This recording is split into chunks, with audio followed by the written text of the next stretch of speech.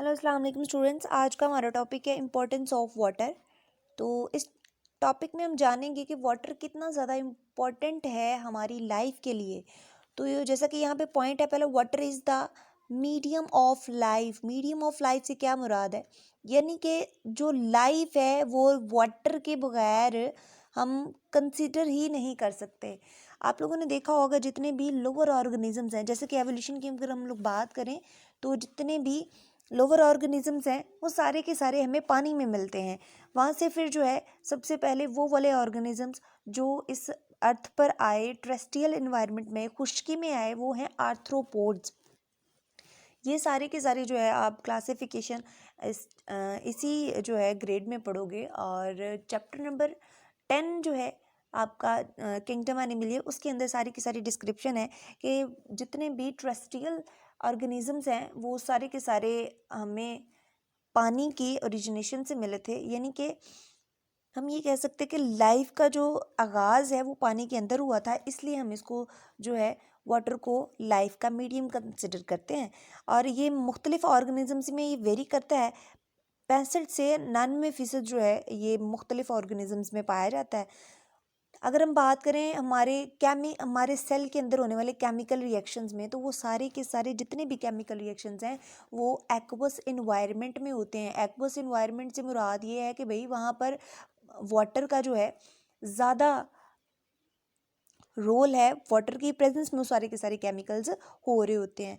तो ये जो एंजाइम्स हैं ये तो कैटालाइज करते हैं इन केमिकल रिएक्शंस को, और इन केमिकल रिएक्शंस को जो कि सालों हों, सालों लग जाएं इन केमिकल रिएक्शंस को होते हुए, ये एंजाइम्स की बदौलत जो है बहुत जल्दी जो है सेकेंड्स में जो है ये केमिकल रिएक्शंस हो रहे होते हैं। और इन केमिकल रिएक्शंस के लिए जो है एंजाइम्स को वाटर रिक्वायर होता है।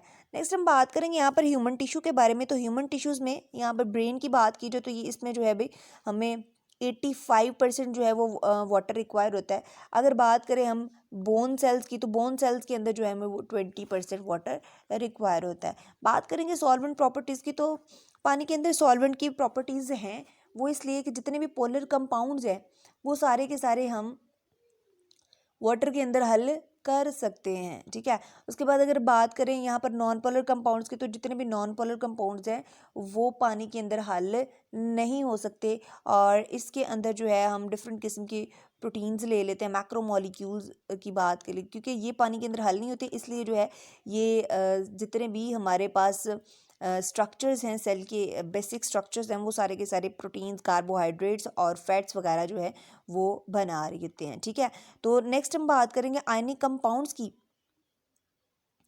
आयनिक कंपाउंड्स जो हैं ये वो वाले कंपाउंड्स हैं जो कि नेक्स्ट अगर इन कंपाउंड्स को हम वाटर के अंदर जो है हल करते हैं। फॉर एग्जांपल ये हमारे पास बीकर है, इसके अंदर क्या है भाई, वाटर है। ठीक है, और इसके अंदर हमने जो है नमक ऐड कर दिया, नमक वो वाला नमक जो हम घरों में खाते हैं। ठीक है, तो ये जो है इसके अंदर हल हो जाता है। वो जब हल होगा तो क्या होगा भाई, यहाँ पर सोडियम पे पॉजिटिव चार्ज होता है, क्लोरीन पे नेगेटिव चार्ज होता है। ये दोनों जो है ये आपस में अट्रैक्ट करेंगे वाटर के मॉलिक्यूल के साथ। तो जो है हम ये बात करेंगे कि भाई सोडियम जो है ऑक्सीजन के साथ बॉन्ड बनाना शुरू कर देगा, और क्लोरीन जो है वो हाइड्रोजन के साथ जो है वो बॉन्डिंग बनाना शुरू कर देगा। तो ये जो है ये आयनिक कंपाउंड्स को अपने अंदर हल करने की सलाहियत रखता है।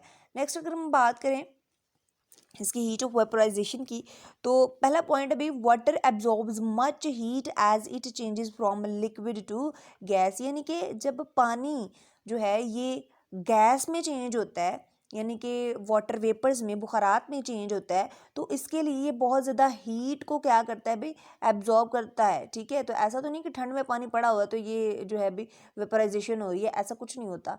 जब तक पानी हीट को, मैक्सिमम हीट को एब्जॉर्ब नहीं करता, ये गैस में चेंज नहीं होगा।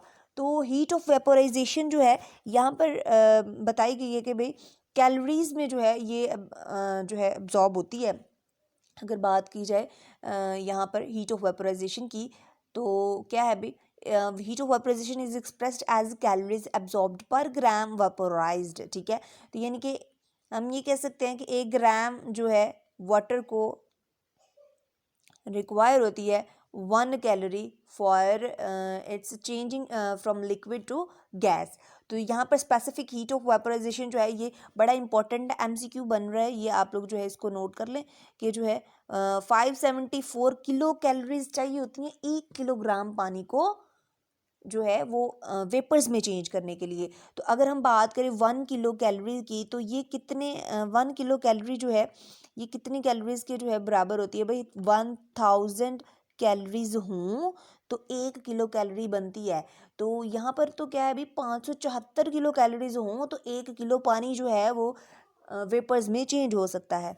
नेक्स्ट अगर हम बात करें यहाँ पे नेक्स्ट पॉइंट की, evaporation of only 2 millilitre out of 1 litre of water lowers the temperature of the remaining 998 millilitre by 1 degree Celsius.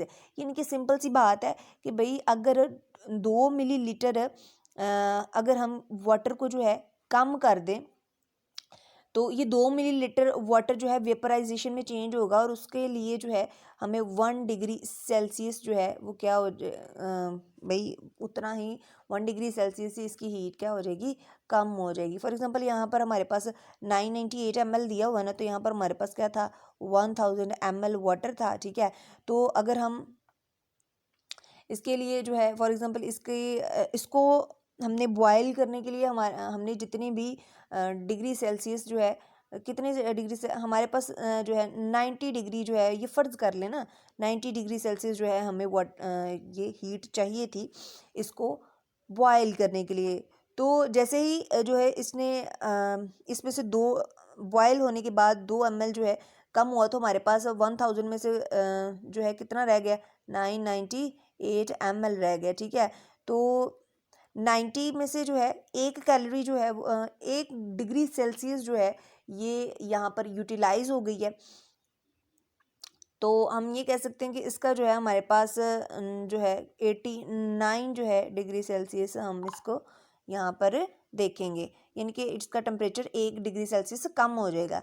इसी तरीके से हम जो है आयोनाइजेशन ऑफ वाटर देखेंगे तो वाटर मॉलिक्यूल्स जो है भाई आयोनाइज हो जाता है, आयोनाइज यानी कि आइंस में चेंज हो जाता है, जिसमें H+ और OH नेगेटिव आइंस, यानी कि अगर बात करो ना H2O ये है इसका स्ट्रक्चर फॉर्मूला, और यहाँ पर जो है H+ और किस में चेंज हो जाता है, OH नेगेटिव फॉर्म में जो है ये चेंज हो जाता है। तो इसको जो है ये pH कंसीडर किया जाता है इसको, ठीक है, और ये जो है ये POH में लिया जाता है, ठीक है। और अगर हम इसकी बात करें concentration at the 25 degree Celsius, concentration of each of H+ and OH negative ions in pure water is about 10 to raise -7 mole per liter। यानी कि 25 डिग्री सेल्सियस जब टेम्परेचर होगा इसका वाटर का, तो जो है इसकी कंसनट्रेशन हाइड्रोजन की और हाइड्रोक्सल आइंस की 1 लीटर में कितनी होगी भी, 10 to raise -7 मोल होगी। नेक्स्ट बात करेंगे H+ and OH negative ions affect and take part in many reactions that occur in cells। और ये सारे के सारे आइंस जो हैं ये भाई ये टूटते हैं, ये एटम्स ये मॉलिक्यूल्स टूटते हैं और इन आइंस में चेंज होते हैं, और ये आइंस क्या करते हैं, डिफरेंट किस्म की केमिकल रिएक्शंस में पार्टिसिपेट करते हैं। नेक्स्ट बात करेंगे यहाँ पर प्रोटेक्शन के हवाले से। तो प्रोटेक्शन जो है ये हमें जितना भी वाटर है वो सारे के सारे जो है एक हमारी बॉडी का हिस्सा भी है 65 to 89%, और ये हमें प्रोटेक्शन भी प्रोवाइड करता है। और प्रोटेक्शन किसके अगेंस्ट प्रोवाइड करता है, डिफरेंट किस्म की फ्रिक्शंस हो जाती हैं, ठीक है। और फॉर एग्जांपल हम जो है दिन में तकरीबन जो है मिलियंस टाइम जो है ब्लिंक करते हैं, अपनी आइज़ को ब्लिंक करते हैं, आंखों को झपकते हैं, तो ये फ्रिक्शन से बचाने के लिए जो है इसको ये क्या करता है, लुब्रिकेशन के तौर पे जो है ये काम आता है। नेक्स्ट डिफरेंट किस्म की जो है अगर हम बात करें अपने बॉडी ऑर्गन्स की, तो बॉडी ऑर्गन्स को ये प्रोटेक्ट कर रहा होता है कि कोई चोट वगैरह आ जाए तो उसको जो है थोड़ा सा फ्रिक्शन से बचा रहा होता है। तो आज का टॉपिक जो है यहाँ तक ही था।